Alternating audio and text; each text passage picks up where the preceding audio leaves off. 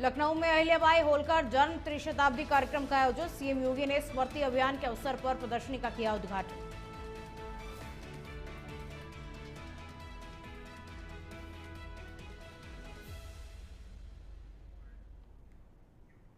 राज्य महिला आयोग के सदस्य ने किया एटा मेडिकल कॉलेज का निरीक्षण। खामियां देख भड़की महिला आयोग के सदस्य। एनआरसी के सामने जलभराव देख जताई नाराजगी।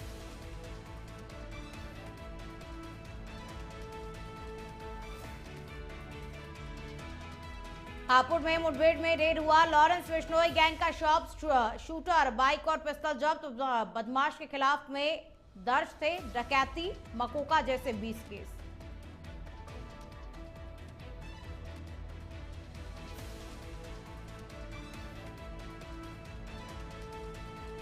पीलीभीत में पति पत्नी ने जहर पीकर के जान देने की कोशिश की। वीडियो बनाकर के सोशल मीडिया पर किया पोस्ट। बिसलपुर एसडीएम बरखेड़ा नगर पंचायत चेयरमैन पर लगाए परेशान करने के आरोप।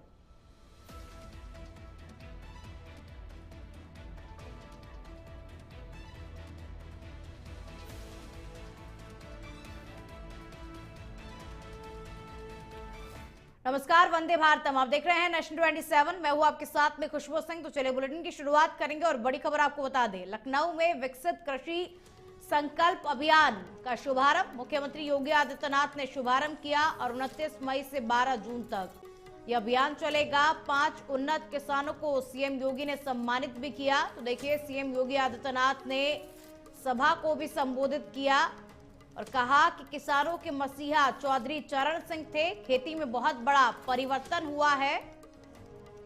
तो कृषि संकल्प अभियान का शुभारंभ लखनऊ में कर दिया गया है। यूपी सीएम योगी आदित्यनाथ ने इस अभियान का शुभारंभ किया। 29 मई से 12 जून तक यह अभियान चलने वाला है और किसानों के लिए यह अभियान बेहद फायदेमंद साबित होने वाला है। किसानों को खेती के और भी नए नए तरीके सिखाए जाएंगे, नवाचार किया जाएगा खेती में भी। और इस अभियान की शुरुआत लखनऊ में हो गई है। योगी आदित्यनाथ ने इसका शुभारंभ भी किया और ये भी कहा साथ ही कि किसानों के मसीहा चौधरी चरण सिंह थे और खेती में बहुत बड़ा परिवर्तन अब देखने को मिला है। 5 उन्नत किसानों को सीएम योगी आदित्यनाथ ने सम्मानित भी किया।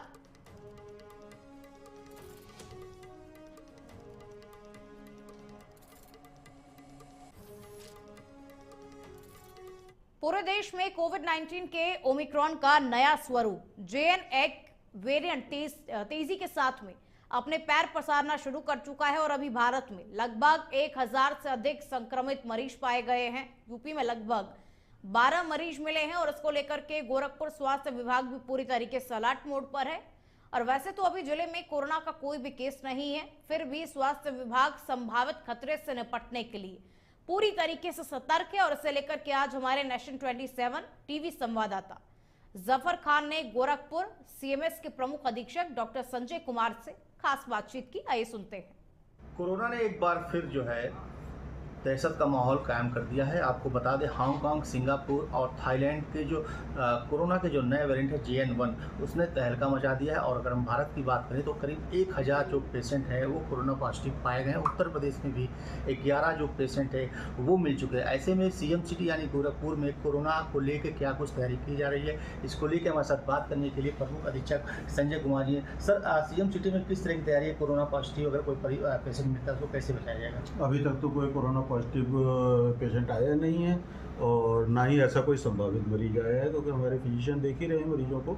तो ऐसा कोई अभी तक संदेहास्पद मरीज आया नहीं है। अगर आता भी है तो हमारे पास पर्याप्त व्यवस्थाएं हैं। सर, अभी लखनऊ में एक बुजुर्ग जो 60 साल के थे वो कोरोना पॉजिटिव पाए गए हैं। वो गए थे उत्तराखंड पूजा पाठ करने।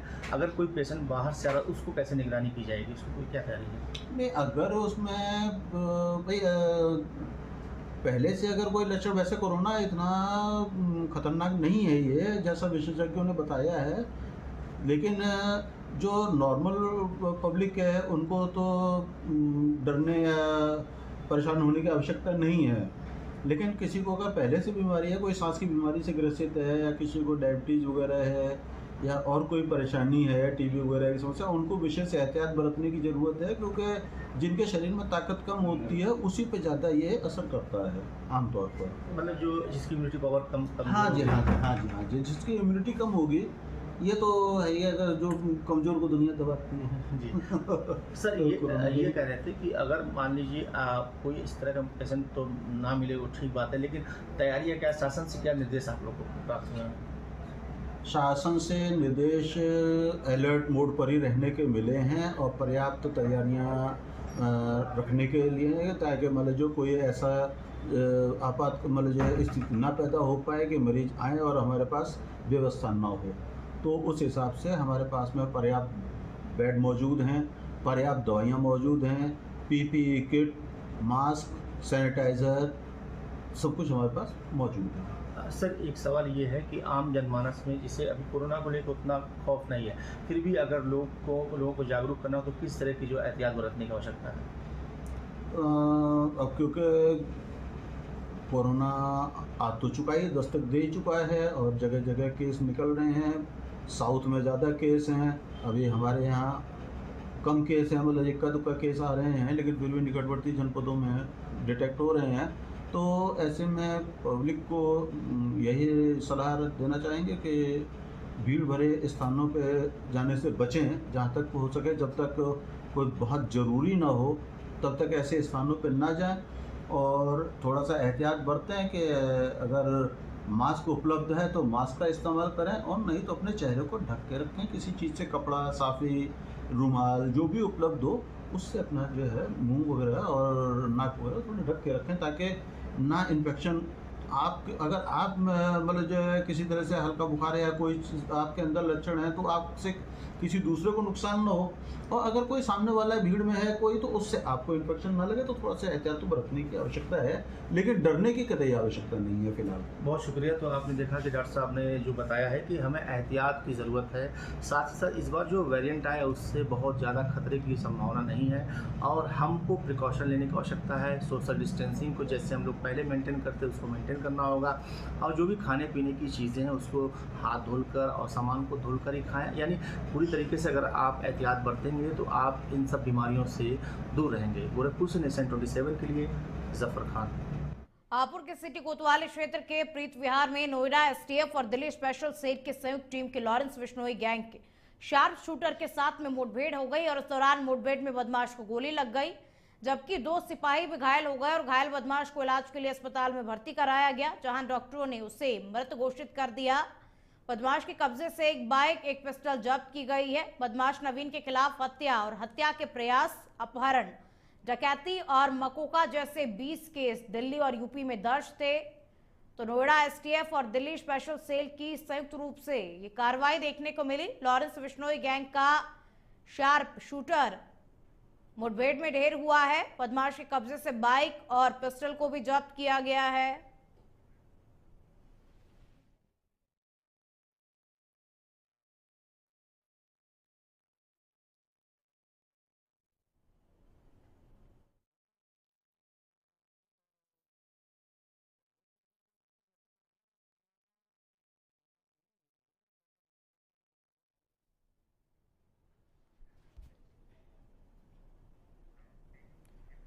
यूपी के एटा से खबर अब आपको बता दें, जैतरा में खुलेआम गैंगरेप का आरोपी गोरेलाल घूम रहा है और मुकदमा दर्ज होने के बावजूद अब तक गिरफ्तार नहीं हुआ। राजनीतिक पहुंच के चलते पुलिस पर कार्रवाई नहीं करने का आरोप भी लग रहा है और मामले में एक आरोपी को पुलिस गिरफ्तार कर चुकी है। तो देखिए, पुलिस पर कार्रवाई नहीं करने का आरोप लग रहा है। हालांकि इस मामले में एक आरोपी को पुलिस पहले ही गिरफ्तार कर चुकी है। तो राजनीतिक पहुंच के चलते पुलिस पर कार्रवाई न करने का आरोप लग रहा है। जैतरा में खुलेआम गैंगरेप का आरोपी गोरेलाल घूम रहा है, पुलिस उस पर कार्रवाई नहीं कर रही है। लोगों ने पुलिस पर यह आरोप लगाया कि पुलिस राजनीतिक पहुंच के कारण कोई भी कार्रवाई नहीं कर रही है, आरोपी के खिलाफ कोई एक्शन नहीं ले रही है। हालांकि इस मामले में पुलिस पहले ही एक आरोपी को गिरफ्तार कर चुकी है।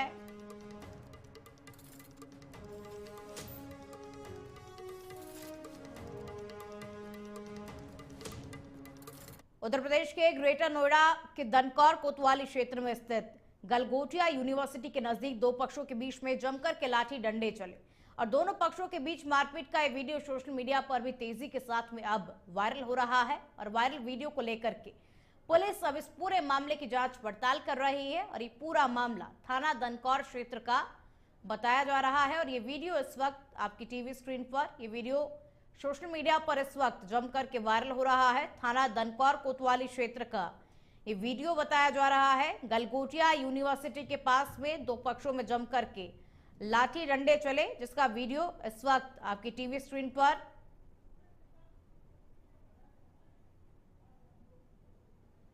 खबर नोएडा से है, जहां अगर बात करें उत्तर प्रदेश की तो उत्तर प्रदेश सरकार लगातार ऑपरेशन लंगड़ा चला रही है। लगातार बदमाशों को उनकी धरपकड़ कर रही है, लगातार उनके इनकाउंटर भी हो रहे हैं। लेकिन कहीं ना कहीं आज भी कुछ बदमाश बेखौफ पुलिस को ठेंगा दिखाते हुए नजर आते हैं। पूरा मामला नोएडा के दनकौर कोतवाली क्षेत्र का है, जहां दो दबंगों के बीच में लाठी और डंडे जमकर चले। आपको बता दें, जो वीडियो है मारपीट का वो सोशल मीडिया पर जमकर वायरल हो रहा है। वायरल वीडियो में गलगोटिया यूनिवर्सिटी के पास में दो पक्ष जमकर मारपीट कर रहे हैं। मारपीट इस तरीके से कर रहे हैं जिस तरीके से उन्हें कोई पुलिस का खौफ, कोई भय ना हो। अगर बात करें तो उस पर सवाल ये उठता है कि पुलिस प्रशासन इस चीज़ पर ध्यान नहीं दे रहा है, या फिर क्या ऐसी बात है जो लगातार इन घटनाओं को लोग जो है दबंग लोग हैं इन घटनाओं को अंजाम दे रहे हैं। हालांकि पुलिस की बात करें तो पुलिस का ये कहना है, वीडियो का संज्ञान लेते हुए हम जांच कर रहे हैं और जो भी दोषी होंगे उस पर सख्त से सख्त कार्रवाई होगी। अब देखना ये है कि उन दबंगों पर कार्रवाई कब तक होती है।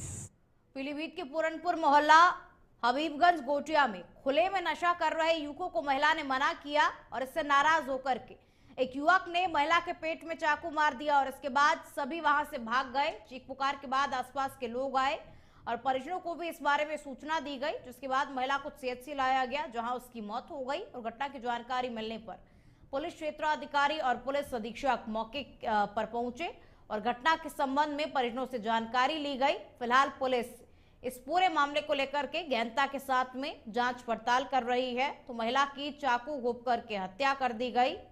खेत में नशा करने का महिला ने विरोध किया था और विरोध करने के बाद युवक ने तुरंत महिला के पेट में चाकू मार दिया, जिससे महिला को अस्पताल ले जाया गया और महिला ने दम तोड़ दिया। अब पुलिस इस पूरे मामले की जांच पड़ताल कर रही है।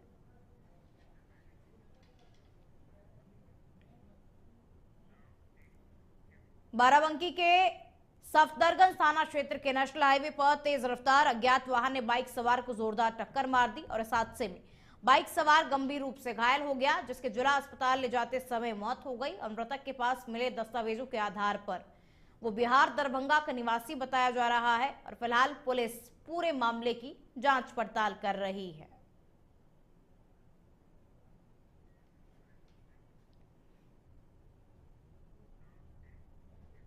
और चलिए अब आपको यूपी के बिजनौर से खबर बता दें। कार और बाइक की आपस में जोरदार टक्कर देखने को मिली। टक्कर लगने से बाइक सवार युवक की दर्दनाक मौत हो गई और मौत की खबर से परिजनों में कोहराम मच गया। मौके पर पहुंची पुलिस ने शव को पोस्टमार्टम के लिए भेजा और मामला थाना कोतवाली शहर के बैराज रोड का बताया जा रहा है।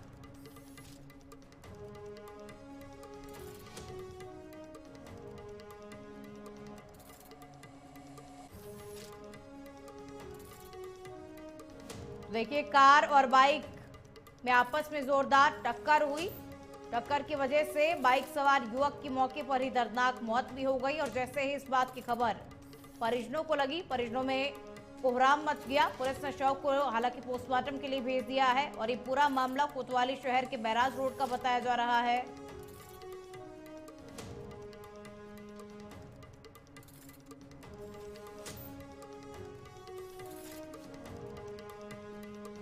मुजफ्फरनगर से खबर अब आपको बता दें, पुलिस और बदमाश के बीच में मुठभेड़ हुई है। बदमाश अर्जुन गोली लगने से घायल हुआ और बदमाशों ने बुजुर्ग महिला से दिन दहाड़े लूट की थी और बदमाश से लूटे गए सोने के कुंडल, बाइक और तमंचा पुलिस ने जब्त कर लिया है।